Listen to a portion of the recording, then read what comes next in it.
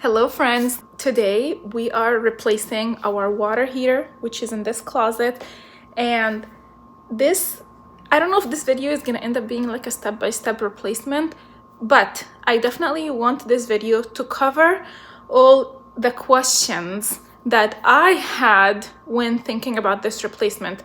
So right now we have a tank water heater, and I wanted to go to a tankless water heater, which is actually in this box over here. And I just had so many questions. I was trying to do so much research around how to go from this to this because the connections are different, the installation is different, but it is a huge upgrade for any home. And I felt like I couldn't find a good video that like answered all my questions or summarized the process, and I'm filming this hoping that I can provide you with that in case you are wanting to do the same upgrade. And of course, by the end of this video, if you are still left with any questions, just leave them for me in the comments and I will be more than happy to get back to you or even send you pictures of things that we've done, but I'll try to cover everything to the best that I can. Okay, so this is the water heater. And the first thing we need to do is we need to drain it so that we can remove it. Up here, there is the water. This is the water coming in. This is cold water coming in, and this is hot water going out. And what I need to do is turn off the water coming in so that when I drain it, it doesn't continue to fill up as I drain it. So I'm actually a little bit hesitant on whether or not I actually did turn off the water. It feels kind of stuck when I rotate it that I'm not sure I turned off the water all the way. So what I'm gonna do is I'm gonna go outside and shut off the water for the entire house just to be sure that when I drain the water heater, it's not filling up again. The next thing we want to do is we want to turn off the flame. So this is the dial for the flame and you want to make sure it's on off. Next, there's this over here. It's an output for the water. So I'm going to put the hose here.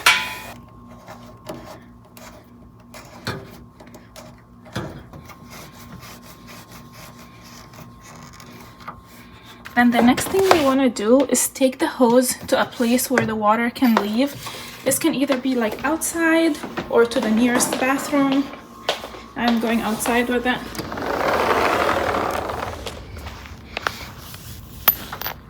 Okay, next, the hose is linked here, but you have to unwind this in order for the water to start leaving. And there's one more thing you have to do, but let's do that first.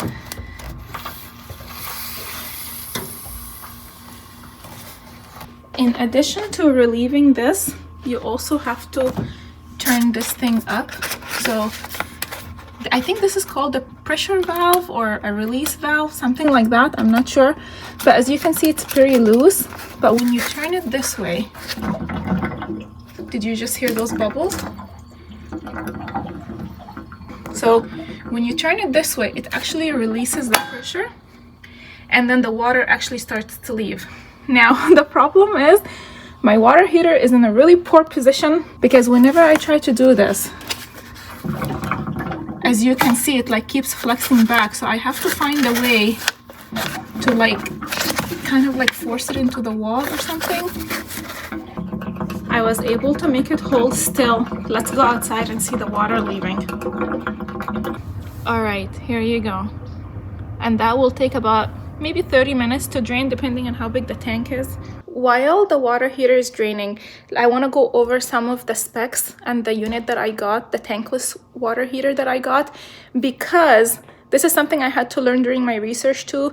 A lot of the tankless water heaters are meant for outdoor use. They cannot be used indoor. And I actually almost bought one that is supposed to be installed outdoors. And when I shared the link with my handyman, he's the one who pointed out that that's a unit that should not be installed indoor. So you want to pay attention to where your water heater is. Most water heaters, I think the tank ones, like the one I have now, I think most of them are usually installed indoors. But if you have a way to relocate it outdoors, then you can select your new unit based on that. My water heater is like right in the middle of my house. I have no idea why someone placed it there. If I had the choice to relocate it, or if I could, I would just put it in the garage or put it outdoor, like if I can. But I don't have that option. So the tankless water heater that I got is for an indoor use, and I'm gonna show you some of the specs now. Okay, this is the unit. I haven't unboxed it yet, but as you can see from the measurements, it's like so slim. The height is about 2 feet and the depth is 10 inches and the width is 13.5. So it's really compact because it doesn't have to hold water the whole time. So as you can see in this image, this water heater, like the water input and output is on the bottom, versus my old one, the input and output is on the top. So that alone will be some wiring that we have to do. Also, this one requires an outlet plug-in where this one didn't, and I actually don't have an outlet in this closet. And so one of the things we have to do today is we have to install an outlet. I'm thinking it's gonna be somewhere on this wall. All right, it's a couple of days after the installation. I didn't have an opportunity to film everything in detail while it was happening, but now I feel like it's for the best because it's so much easier to see it now that it's done and clean, and I get to discuss every part with you and you guys can take notes for your installation versus the chaos that was happening while this was being installed. But overall, I would say the installation went really well. It was exactly what I was expecting. And like I said, I did a ton of research in advance. And one of the things that I did that I think really served me well in this installation is buying a ton of connectors in advance. So I literally bought every possible connector out there that I might end up needing. And even then I still fell short, and there were 2 connectors that I needed more of, and I had to run to the store. But running to the store for 1 or 2 connector is better than running to the store for a bunch of stuff. Not to mention, some of the vent connectors are not even carried in the store. So the water heater that I bought was a special order, like it wasn't carried in the store. And so the connectors for it also weren't in the store, which is why in the moment when I was planning, I thought, let me buy all the connectors in advance just in case, and I'm glad I did. The other thing I made a note to share with you is the water shut off. I couldn't shut it off from up here earlier, and then I shut off the water for the entire house, and my handyman that helped me with this installation actually said for a replacement, you should be shutting off the water to the entire house because some water could still be backed up or something like that. I am not really sure of the science behind it, but my note to you is shut off the water to the whole house when you're replacing the water heater, not just the water source to the water heater. Now let me take my phone in here and show you everything because I think it went really good. Okay, first of all, let's talk about the installation of the actual unit. So the unit comes with brackets. You can see them back here. And so there's a screw here and there's another one here. But as you know, like hanging anything, you need to be able to install it in studs. And these 2 screws are not that far apart in order for them to both land on a stud. So to make sure that these 2 screws are nicely secured, as well as the ones with the bottom bracket down here, you can see there's another bracket. We installed the 2x4. So you see this 2x4 up here is anchored into a stud here and right over here. Can you see these 2? Let me get closer. So these are in a stud. These are in a stud, and therefore mounting anything on this 2x4 is going to be nice and sturdy. And we did the same thing on the bottom. So I have this 2x4 in a stud over here and again over here. So this is in terms of the installation of the actual unit. This is how we placed it on the wall. Now let's talk about the water source. We have the cold and the hot, and as you can see, my handyman soldered, like this was I would say this was the most time-consuming part, is soldering all the proper angle to get the water source all the way down in the proper spot. And my handyman did really good job of making sure it went all the way to the back, and he anchored it to the 2x4 over here and over here, and that's just a job well done in my opinion. So that went really well. So here are the water connectors from top to bottom. I hope this helps. And you see all these copper pieces, the 90-degree angles and the long pipe extender, those are all things you have to think about in advance and buy extra of, because you can always return what you don't use. Okay, now let's talk about the vent. This is the vent that I had, and in my old water heater it was just coming down, and that one piece that I used is this angled one. So this was only one piece. And with one piece, I was able to link it to my current vent, and that was enough. So I had actually bought the combo kit, which has an angle vent and a straight vent, and that was really pricey.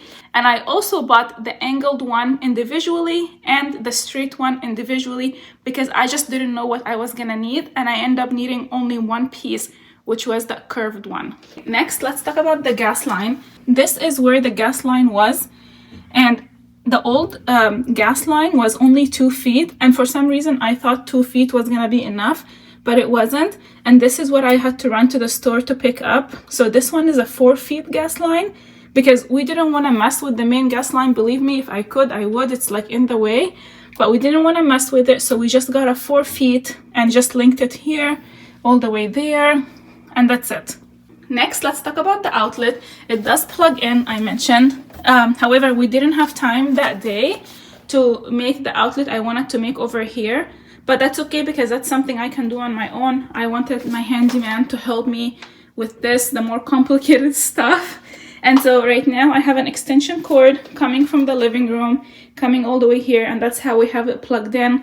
But in the next couple of weeks, I will be making a dedicated outlet over here so that, you know, everything is happening inside the closet.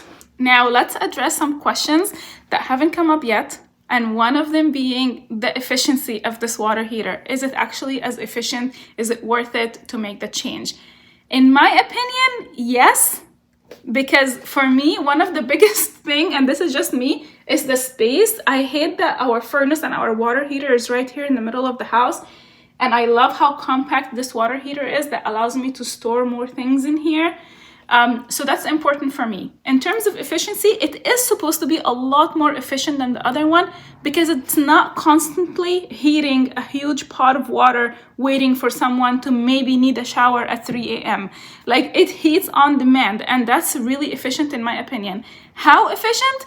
I am not sure yet. It's only been a couple of days and I haven't even gotten a PG&E bill to tell you the difference in our usage. But I will be happy to update you once I have more information on that. The other thing I want to address is how quick do you get hot water when you actually turn on the faucet? Because that was one of my biggest wonders when I was doing a research. I didn't want to have to wait forever. And during my research, I learned that you don't get hot water right away. And there's actually something that you can install, like an additional installation that would somehow like circulate water until it's hot enough so that you're not wasting water in the process of waiting for hot water to heat up. And to me, it felt like that's something else I have to learn and I have to install. But I really went into it with a leap of faith because I wanted the best of the best for my home, and this is known to be it. And it exceeded my expectations. I'm telling you, every time we turn on hot water, kitchen, bathroom, tub, anywhere, within 20 or 30 seconds, we're getting hot water. That's even better than my old water heater, believe it or not. And I don't know how. Like, I honestly don't know. Like, conceptually, it doesn't make sense, but we're getting hot water faster with this one than we were with the old one. And I'm sorry if that's not the case when you do yours, but that's how it is for us. The one thing I have to say about the hot water is the temperature is lower than the old one. Now, it's not too low that we feel we don't have hot water, but it's low enough that in the shower, I have to turn on the cold water just a teeny bit. So the hot water is like this hot. I only need a little bit of cold water to make it just right, versus our old heater, the tank one. We were leaving the temperature on the regular, not like on the super hot, but on the regular. And what's identified as a regular temperature in the other water heater was too hot for us. I don't know if that made sense or if I explained it well, but the thing to take away is my experience with the tankless water heater is temperature-wise, it does not get super hot. It gets just a little bit hotter than what I think is hot, if that makes sense. But if we have to talk numbers, right now it's set at 120 degree. So 120 is the highest it goes. So I don't know if you have a way of looking that up or testing it before getting one, but that's basically it. And we're very happy with it. I'm not complaining. Like, everything is working. Our dishwasher is running. We're taking showers. Everything is good. Okay, last question is the cost. Yes, tankless water heaters are more expensive. I would say it's almost double, especially when you consider the installation and labor, like if you hire someone to help you. Because if you're swapping a tankless for a tankless, the connectors are straightforward. You're just taking something off and putting something else back on that fits in the exact same manner. This one, as you saw, all the connectors had to be readjusted, and so that took more time and a lot more parts. I was actually shocked at how much the parts are. Like, I was not expecting to spend a few $100s on connectors and vents and stuff like that, but that's what I had to do. Also, I say this is double because our old water heater was about $660 and this one was close to $1,000, and then I spent those $200-300 on connectors and vents, and so that's why I say double. But this exact one that I got is supposed to be good for 3 showers running at once, and we only have 2 showers in this house. Like, unless we add another bathroom, we'll never have 3 showers running at once. Not only that, we only use 1 shower at a time. Like, the other shower basically never gets used. And there was a model that was good for 2 showers, and that's the one I wanted, but they didn't have it in stock, and I didn't want to delay this replacement, so I just got the one that's good for 3 showers. And that's why I say, for me, it's double the cost of having a tanked water heater. I hope I answered all your questions. If I missed anything, I'm sorry, but leave it in the comments below and I promise to get back to you. I will link everything that I got for this. I'll link the water heater.